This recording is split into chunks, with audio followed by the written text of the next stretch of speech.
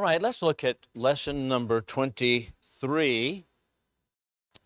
And this is regarding the Lord's Supper. So the first segment of it is from 1 Corinthians 11 as well as Luke chapter 22. So let's notice that. And so this first point, just notice how the chapter is laid out. This one is about the fact that the Lord's Supper is a memorial. Hey, Brother Joe, good to see you. I tell you, well, that's great to see you. This first segment is that the Lord's Supper is a memorial. Number two, we'll be talking about the frequency of observing the Lord's Supper. Number three is on page 173, and it is who shall participate in the communion, and then finally some questions. So that's where we are. So we've been probably about 2 months on the cessation of the miraculous gifts. And I thought perhaps it was time that we could move on with profit. So let's look at these passages, 1 Corinthians 11, as well as Luke chapter 22, regarding the Lord's Supper. That's where we are. 1 Corinthians 11. We'll start at verse 20. We'll start at verse 17 actually, and we'll read through verse 26. All right. So this is 1 Corinthians 11, verse 17. The Lord's Supper. So the book is Why I'm a Member of the Church of Christ, written by Leroy Brownlow, and why I'm a member is because we observe the Lord's Supper every first day of the week. But first of all, we're simply establishing that the Lord's Supper is a memorial service. But in giving you this charge, I praise you not that you come together, not for the better, but for the worse. Now, this is a criticism that Paul has of the church at Corinth. For first of all, when you come together in the church, that would be in the assembly. We've seen that already from 1 Corinthians 14. I hear that divisions exist among you, and I partly believe it. For there must also be factions among you, that they that are approved may be manifest among you. That is to say simply that the factions will always be there, but it makes clear who are the Lord's people. When therefore you assemble yourselves together, it is not possible to eat the Lord's Supper. For, here's why, for in your eating each one takes before other his own supper, one is hungry and another is drunken. Apparently, that is, they have made it a feast, a potluck, instead of the Lord's Supper.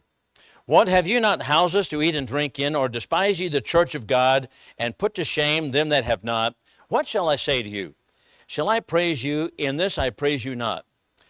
For I received of the Lord, now here's the place we really need to watch what he has to say.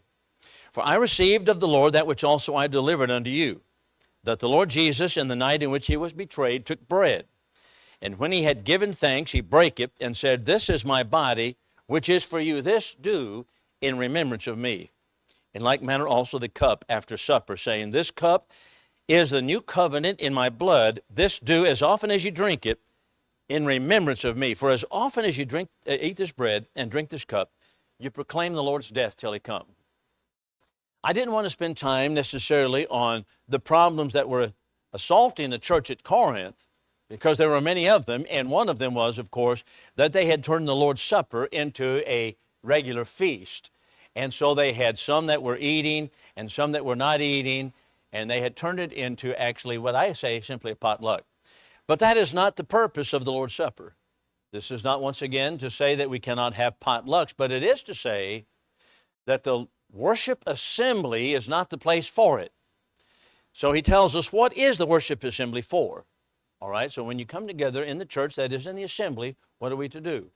Well, participate in the Lord's Supper. And he says, as often as you eat this bread and drink this cup, number one, he says you do it in remembrance of me. Number two, you proclaim the Lord's death till he comes. There's the twofold purpose. So you're remembering the Lord, remembering his death, burial, resurrection, and you're proclaiming the Lord's death until he comes. That is, you're looking forward to the second coming of Christ. So we have a twofold view, looking back, looking forward. And that's the Lord's Supper. So let me make a mention of a couple of items on this real quickly. Number one, let's think about looking back in remembrance. The Lord's Supper is a memorial feast, and so we have it right on the table. This do in remembrance of me. It is a memorial feast, and we are actually commemorating the Lord's death, burial, and resurrection. Now, notice this, in the New Testament, it is not really called a celebration. I know that today many churches talk about it being celebratory, but that is not a New Testament concept. I don't find it in the New Testament that we have celebration at the Lord's table or celebration in the worship assembly, but instead, particularly in this particular observance, it is a memorial of the Lord's death, burial, and resurrection. So it is a sober-minded thing. We're looking back, recognizing the historical facts of Jesus' death, burial, and resurrection. All right, that's one. Number two, we're looking forward, and that is proclaiming the Lord's death. That is, we're proclaiming that we believe in the Lord's death and also this burial, resurrection until He comes. That would mean, of course, when the Lord comes, what? We no longer participate in the Lord's Supper. There will be no need for that at all because it's until He comes. Until, of course, is an adverb of time. This is a passage, or one of the passages that we mentioned, remember, in the debates regarding those who believe Jesus has already come for the second and final time at AD 70. Why do they want to participate in the Lord's Supper? Why would they do that? Because the participation is until the Lord comes, but the Lord has already come. Why participate? The only answer to that is they want to change the purpose of it and say, well, okay, it was to be celebrated, or rather actually participated in until the Lord comes, but we're going to change the purpose of it as something else. That's the only answer that they come up with. The point simply being, we look back and we look forward. All right, any question, any thought, any addition, subtraction on that particular point? Randy? All right. Yes, sir. Okay, so that's a good question, and I appreciate you bringing it up. This is one of the reasons that some of the churches do not believe in having not only no potlucks or no eating in the building, is because of the statement that is made here in verse 21 or 20 through 22. Let's just go back to that and notice it. When you assemble yourselves together, it's not possible to eat the Lord's Supper, for in your eating each one partakes before his own supper. One is hungry and the other is drunken. That is, they actually participate in the sense that some have more and some have less, and they're not sharing their food. So that's what's going on. So Paul asked the question, what, have you not houses to eat and drink in, or despise ye the church of God, and put to shame that have not? In this particular text, he is not talking about, and here's where the mistake is made by those who say we cannot eat in the building. First of all, they had no church buildings until the 4th century. There were no church-owned properties at all until the 4th century. Churches didn't own property. They simply met in homes or they met in rented places, but they did not own properties. He's not referring to the church building, and as the context shows, in the church doesn't mean in the church house. It means in the assembly. So that is to say, we're not to have at the Lord's Supper, we're not to make it a potluck. So in my estimation, it has nothing to say regarding whether you can eat something in the building, yes or no. Now, I'm just going to illustrate this, how far some of them have gone in their objections to eating in the church house or in the church facility. I had a man come to me when I was in East Kentucky, and he was of this persuasion that we could not eat in the church building. So he came into my office, and we were discussing this, and I said, let me just ask you this. May I, with God's approval, bring a sandwich up here and eat while I'm studying? Can I do that? No, you can't. I said, okay, is it possible with God's approval for me to take just an apple onto the church parking lot that was paid for by church money and stand there and eat my apple? No. I said, and here's what I would say. Even if I would not even understand how really to lay this out in some kind of logical form and talk about it, I would know that has got to be wrong. There's something very wrong with that kind of thought, that I could not even eat an apple on the parking lot that was paved with church money. I said, that is silly. Furthermore, there are in those buildings where they participate without eating in the church building such as we have back here. They have water fountains. They have restrooms. Those are not part of worship assembly either, but they have those simply for a matter of convenience. What is the difference in drinking water in a building and eating food in a building? The point simply being that in the first century, or in this context, rather better to say, he had nothing to say about what was going on in the building per se. He was speaking about in the worship assembly. And I don't know, I hope that makes sense on that, but that's where the passage comes from, where then many of them say, yeah, that's right, you have homes to eat in, you can't eat in the building. That's correct. All right, kind of a long way around the mulberry bush to get there. All right, any other question on that? The point simply being, regarding 1 Corinthians 11, that the Lord's Supper is a memorial. It's a memorial looking back, and it is a looking forward point also till the Lord comes. Let's look at another text that also teaches the same, and that would be Luke chapter 22, in which our Lord instituted the Lord's Supper. Luke chapter 22. All right, some one of you pick that up and read that. 19, let's take it through verse 23. No, that's all right. No, you know what, I had mentioned verse 23, but we've got all we needed right there anyway. That's right. All right, let's just go back. What he pointed out here, what needs to be emphasized, underscored, is that this is a memorial feast, and that's what he says, this do in remembrance of me. Now, there's another statement here we want to notice. We want to pick it up in verse 20. After supper, the cup is the new covenant in my blood, that which is poured out for you. Now, this is a figure of speech. The cup tells us the cup is the new covenant in my blood. The cup actually stands for really the contents of it and not the container. And it is poured, he says the cup is poured out for you. Literally speaking, the cup is not poured. It is the contents. Now, why would I even need to go down into such minutia, into the weeds, and talk about that? Why is that? That's a good way to put it. I hadn't thought about that. You know what? And Brother Joe brings up a good point. And the instrument, we have sometimes replaced the instrument with really what the purpose of it is. The cross sometimes being replacing, I should say, Christ who died on the cross. That was the instrument of his torture. And the instrument, so to speak, by which we participate in the Lord's Supper is the cup. And we even are told in 1 Corinthians chapter 10, or chapter 8, it's the table. We participate at the table of the Lord. Well, the table, it's not really the table. The table refers to that which is partaken on the table, that is the eating of the Lord's Supper. And it's the same thing.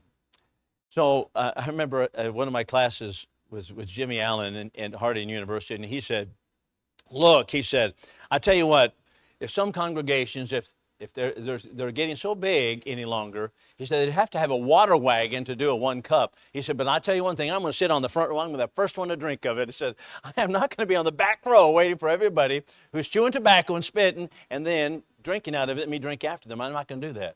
I thought, but that's kind of I think, the ridiculousness to which people have gone.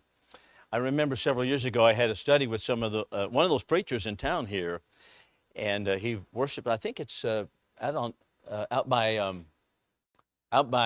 what is it? Not Atwoods, but Sutherland's. Out by Sutherland's. Yeah, and that preacher out there.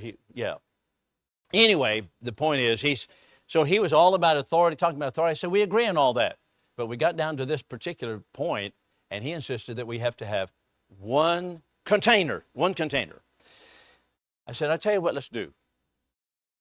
For those of you who believe we have to have one container, I say, let's have one container. Let's just put it up here, one container. And we'll put it full of grape juice. And for those of us who believe that we can participate by taking of a single small cup, we'll have another tray over here with small cups. And I said, that way we can have unity in the church. We can be unified, and we're not offending you. You're not offending us. If you want to drink out of the same container, that's fine. Just do it that way. That's great. Let's just be together. And for those of you who are persuaded that direction, do that. I said, but that way we can have unity in the Lord's church. He said, no, that will not do. No, you're right. No, that's not going to do. I said, why? He said, because you're doing it wrong. I said, but that's exactly what 1 Corinthians chapter 11 says that we are to do. We're to examine ourselves. The passage as we go on to read in 1 Corinthians 11, we're examining ourselves. Let each man examine himself. You're not to be examining me. You're not to be examining, I'm not to examine my wife while she's participating. I'm to examine me. Let each man examine himself. I said, and now you're saying, well, okay, you're doing it wrong. You know, we might as well not even worship together if we're going to examine one another. Say, well, you know, Cindy's not doing it right over here, or something like Darlene's not doing it right. You know, how am I going to participate acceptably to God if I'm going to examine everybody else in here? Say, well, are you doing it right? No, that's just. But the point is, they want to keep a division on that. So that's where we are with it. All right, any questions, any thoughts, any additions on that? Let's. Go ahead. That's correct. I fail to see why anybody would find fault with that logic. I mean, I don't understand how that would possibly be an objective point with anybody, really. It's the same cup. So at any rate, but that's what some of the divisions have been caused by. Yes, sir. Yeah, that's right. The same container. The same container. Right. Let's get the container of Christ. And now we're joining Catholicism, trying to find the container, trying to find splinters from the wood of Christ, cross of Christ. That's, you know, I read one. He was in the Reformation period. I don't know if it's John Calvin or someone. He said, you know what? There are so many splinters from the cross of Christ. We can make an entire wagon with it. He said, because there's so many splinters, supposedly, in other words, that we need to keep as relics. He said, there are so many crosses that can be made with all the splinters that supposedly come from the cross of Christ. And that, of course, that's what happens when we get into this kind of thing. Let's find the cup that Christ actually used, and let's do it that way. Let's go to the next one, and this is page 170. And there are a couple of passages that I want to notice before we begin. And they are from the Old Testament, Proverbs 14 and 12. And 16 and 25, they both read the same way. So let's just go 14 and 12. I don't have my Old Testament with me now, but Proverbs 14 and 12, someone read that out. And I think this is a good preface to the discussion at this particular point, because we're asking the question, with what frequency should we participate in the Lord's Supper? With what frequency? How often? All right. So let's look at 14 and 12. Someone has that, just read it out. Proverbs 14 and 12, right. Go ahead, Dan. Okay, a way that seems right to a man, but the end thereof are the ways of death. 16 and 25 reads the same way. So the point simply is this, and Jeremiah said exactly the same thing in chapter 10, verse 23. It is not in man that walks to direct his own steps. So the point is on this, in this particular category, and that is, we are not left on our own to make the decisions of anything in religion. We're not left on our own. God has not left us on our own to make the decisions how to do it and when to do it and so forth, because we are given perfect instructions in the New Testament. But we're going to find out that as we come to the frequency, how often the Lord's Supper is participated in, many people are taking their own tack and they're saying, we're going to do it this way, and here's how we're going to do it, and they're directing their own steps. So let's think about a few passages as we just open up this particular topic. Number one, let's look at Acts chapter 2, verse 42. Here we have the birthday of the church. And then we'll go to chapter 20 and verse 7. The birthday of the church, and we have the order of their worship and how they worshiped and what it consisted of after they had repented and were baptized into Christ. So we have verse 41, then they that received his word were baptized, and there were added unto them in that day about 3,000 souls. And now here we have the worship.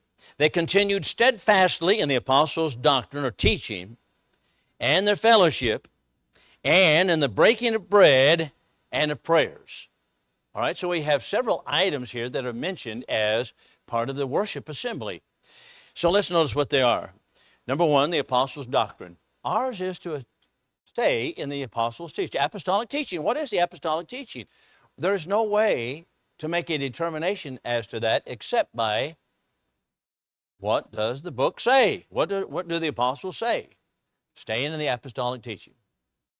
Number two, he says, it would be in their fellowship. When we stay in the apostolic teaching, we are in the fellowship, not only of the apostles, but we're in fellowship with God.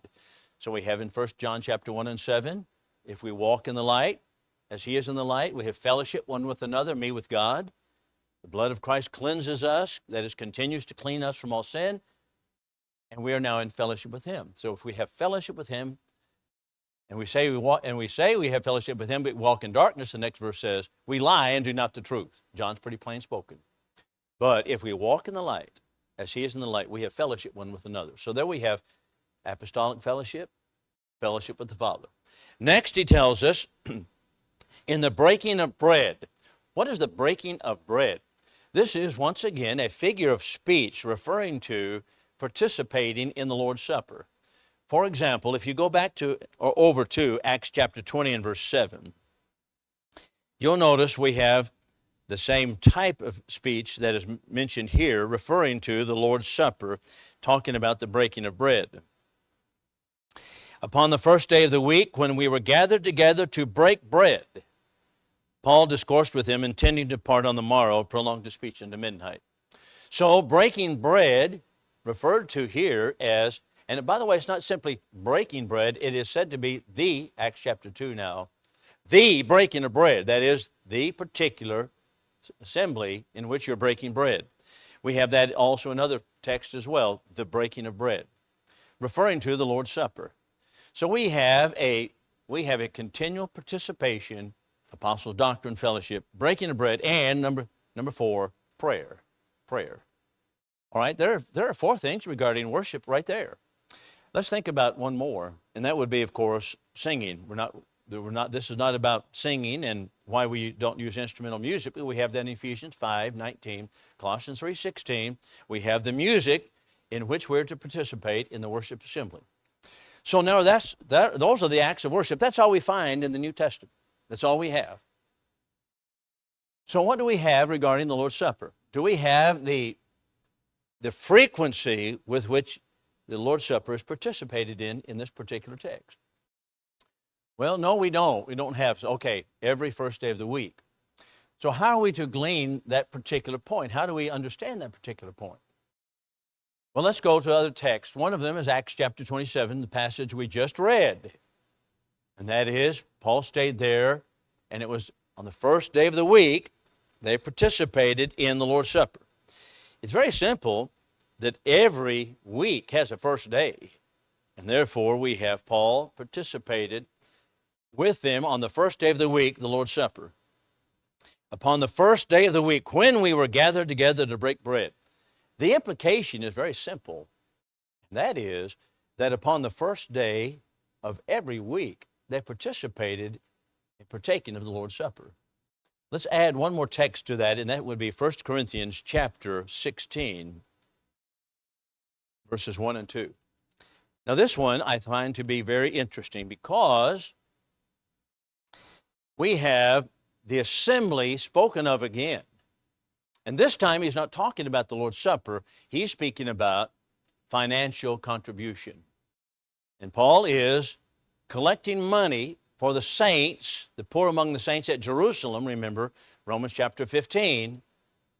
And as he's preparing for that journey to Jerusalem, taking that money, he tells the church at Corinth, here's how you're to collect the money. So let's read what he has to say.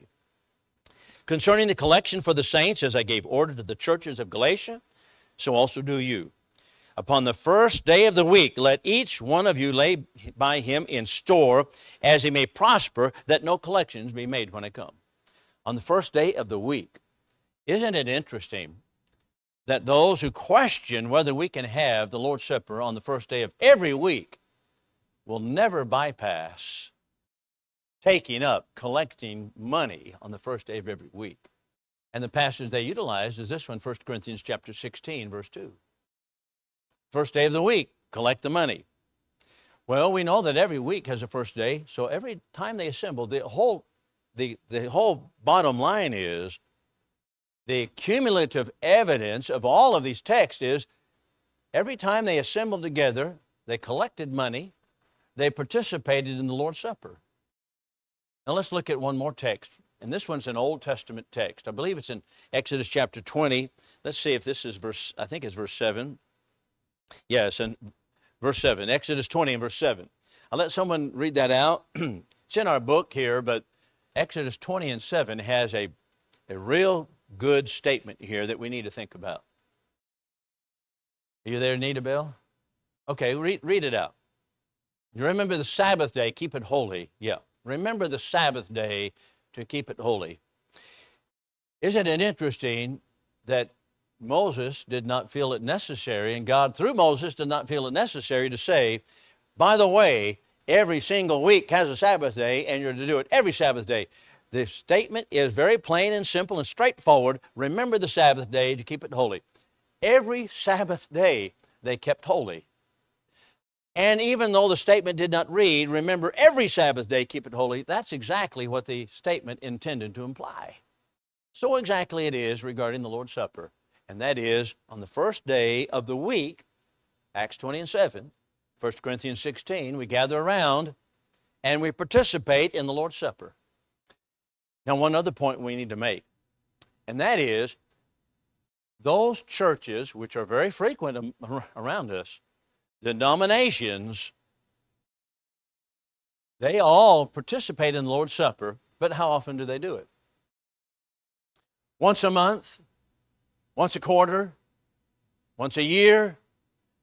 I've read some preachers who say, we don't participate in that except maybe once every 5 years. What authority is there for choosing once a month, once a quarter, once a year? What authority is there? There's none for that. What the practice of the New Testament church was on the first day of every week, they gathered together, participated in the Lord's Supper on a regular basis, and that would be exactly what we find in Acts 2:42, Acts 20 and verse 7, 1 Corinthians 16, as well as 1 Corinthians 11, and Paul says, when you come together. Remember, he said, when you come together, it's not possible that you eat the Lord's Supper. How often do they come together? Once a week. They participated in the Lord's Supper, but they were doing it wrongly. That's 1 Corinthians 11, verse 23. So it is important for us to abide, if we're going to abide in the apostolic doctrine, and not to direct our own steps, Proverbs 14 and 12, to participate in the Lord's Supper every first day of the week. All right, comments? Thoughts? We might just mention here one other thing regarding it. It's not, I don't believe it's in the text here. But why is it, let's see if, I don't think it's here. Well, okay, it comes under the heading of, on page 173, who shall participate in the communion? Who are the ones who are participating in the communion? Well, in Acts 2, it was who? Christians. The Christians, baptized believers, participated in the Lord's Supper. Acts 20 and verse 7, same thing, baptized believers participated. According to Luke chapter 22, Jesus said, I appoint unto you a kingdom. This is verses 29 and 30. Even as my Father appointed me, that you may eat and drink in my kingdom, that those in the church, in the kingdom, the church, participate in the Lord's Supper. Now, our ways to participate in the Lord's Supper, participating in both of the elements, cup and the bread, in the Lord's table. Yes, yes. We learned that from 1 Corinthians chapter 11. How comes it about that, for example, in the Catholic Church, for example, the people do not participate in the drinking of the cup? How'd that come about?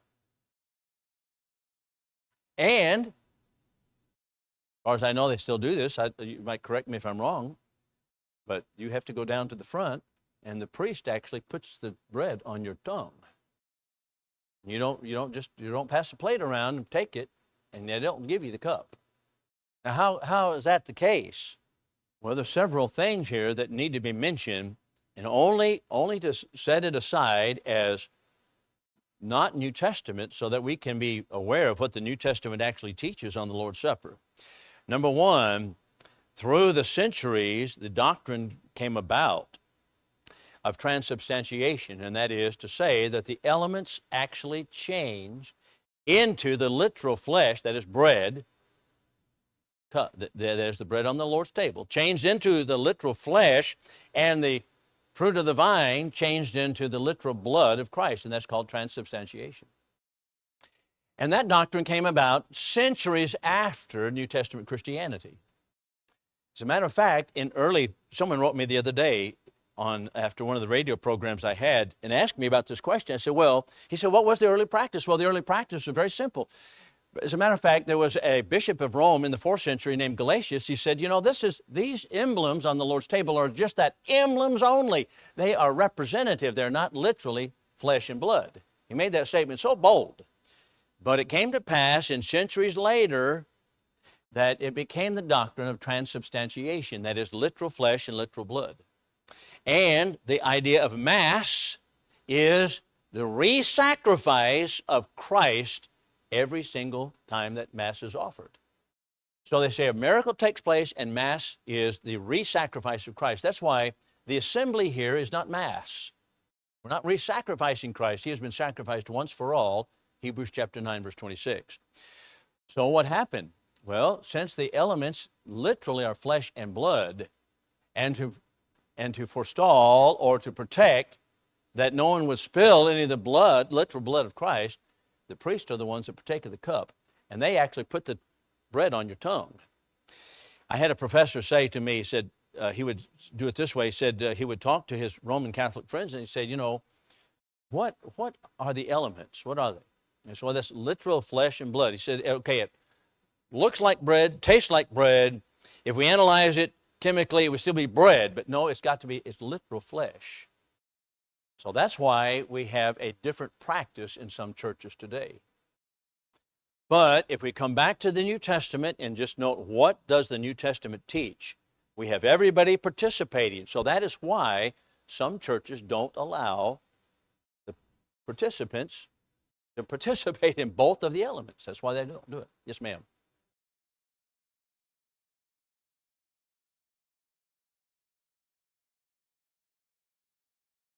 Yeah, well, a lot of churches have different practices regarding the Lord's Supper, but it's good for us to think about the contrast, truth and error, so we can see how brightly the truth shines and how simple it is in the New Testament. But intervening centuries have brought about different errors, and those errors have caused different practices, and that explains why things are going on today that way. So there's a great question. Merry Christmas. As a matter of fact, that is the topic of my sermon this morning. Merry Christmas. And what about it? So Christ Mass, that's exactly how it came about. That is the origin of the term Christmas, the Mass for Christ. That's exactly what it is. But I'm going to argue in the sermon that over a period of time, Christmas has actually changed its meaning, and it does not have the same significance today as it did when that began as the Mass for Christ in the 4th century, actually is what it was. The 4th century, actually, they didn't call it the Mass for Christ at that point, but that's what it was. And Christmas was actually originated in the 4th century with a pope by the name of Julius I. That's correct. So I think that over a period of time, things have transformed, and they don't carry the same significance as they once did, but that is true. The same thing regarding many of our holidays, such as Easter and so forth. All of them have their origin in either pagan Rome or in Roman Catholicism, many of them. Not all of our holidays, but many of them do. As a matter of fact, I'm going to mention this, the very word holiday. What is a holiday? Holy day. Well, we have, all right, July 4th is a holiday. Do we count that as a holy day? I don't think so. But the idea of holiday has its roots in a holy day that was set aside by a church authority of somewhere to recognize a particular day in honor of Christ or in honor of the Lord or some holy significance to it. That does not carry that significance in my estimation anymore. So we say holiday, we just think about time off. That's all I'm thinking about. So, all right. Any other questions on it? Any other thoughts? You know, a lot of people really love pageantry. They love the decorations. They love the decorated buildings. They love the architecture, and they love those formal ceremonies, and they like that, and that's what they want. That's what they prefer. I mean, they like that, and people, I think we've become addicted to that in our culture, that we want some kind of formal ceremony. I think that's the pageantry is what you put it, probably a good word to use. That's what a lot of people prefer, pageantry. You know what? I'm glad you mentioned that, Dan, because I think that brings up an important point here. I know we're over time a little bit. A lot of people in the Lord's church also say, okay, I don't feel like I'm worthy. I've not lived properly this week. I don't feel like I can participate in the Lord's Supper.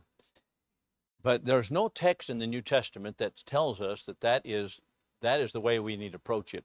And one of the texts that people utilize is this one right here in 1 Corinthians chapter 11. So you might look at it real quickly, chapter 11, verse 27.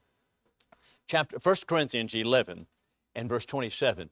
So this is how many people read the text. I'm going to read it the way they see it, and then we're going to look at what the words actually say here. 1 Corinthians 11, verse 27. Wherefore, whosoever shall eat the bread or drink the cup of the Lord in an unworthy manner, and then they read it this way, being unworthy shall be guilty of the body and blood of the Lord. Well, he doesn't say that we are worthy or unworthy. He's not addressing the issue of whether I am worthy to participate or not.